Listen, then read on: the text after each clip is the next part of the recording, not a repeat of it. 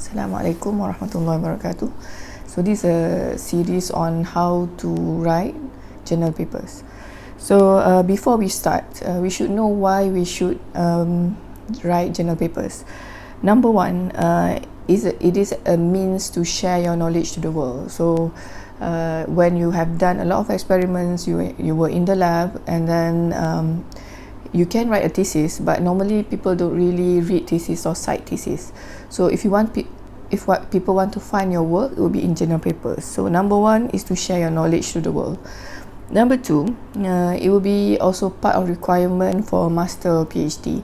So for example, it depends. Sometimes it depends on the kuliah. Sometimes you required to have 2 journal papers, and the requirement may be ISI or Scopus or indexed. And number 3, it will be good for you in your career, especially if you want to become academician.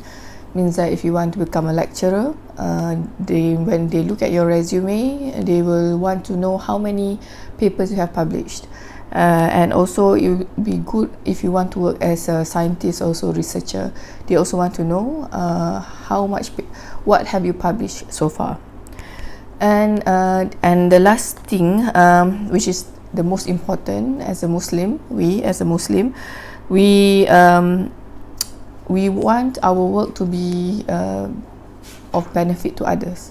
So as in the hadith, Abu Hurairah reported, the Messenger of Allah sallallahu alaihi wasallam said, when the human being dies, his deeds ends. So his deeds end except for 3. Number 1 is ongoing charity, number 2 is beneficial knowledge, and number 3, righteous child who prays for him. So if you publishing, you will targeting number 2, beneficial knowledge.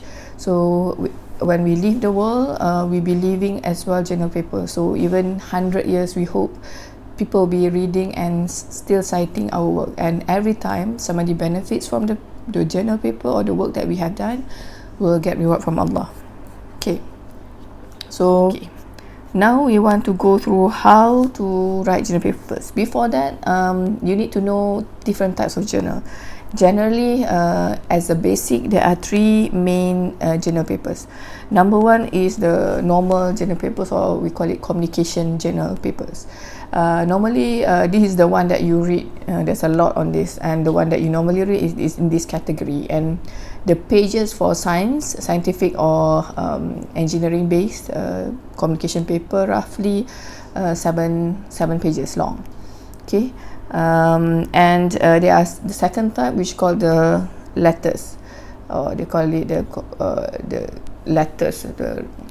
Letters is a type of a journal paper, but it's very short, maximum of 3 pages only.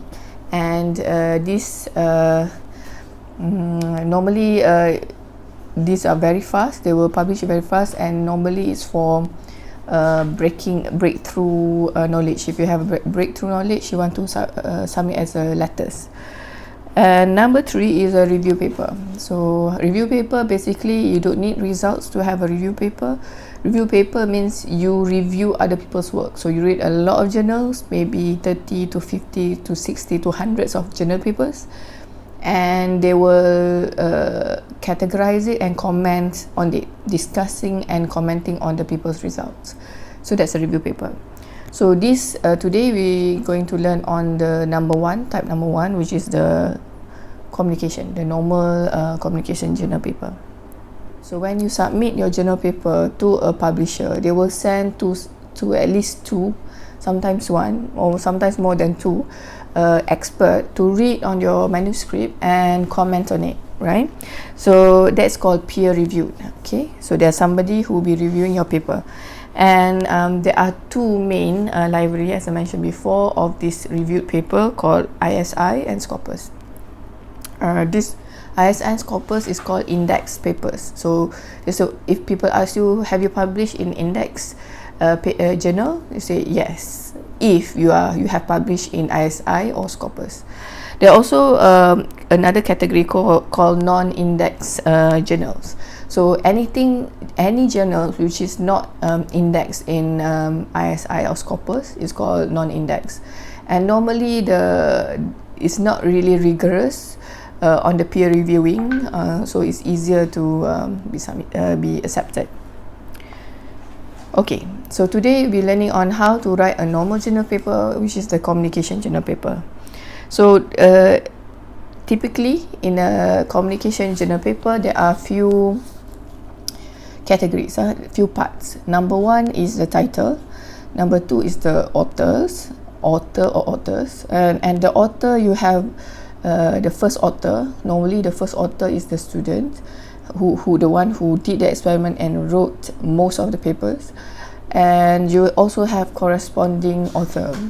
Corresponding author normally is the supervisor, because the supervisor will be staying in the university. The students normally will leave and go everywhere, and the corresponding author with the email, so they will publish the email of the supervisor over there, and you can have more than one authors. Okay.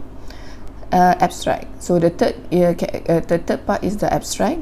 Abstract basically is the summary of the paper. And then number 4 is introduction.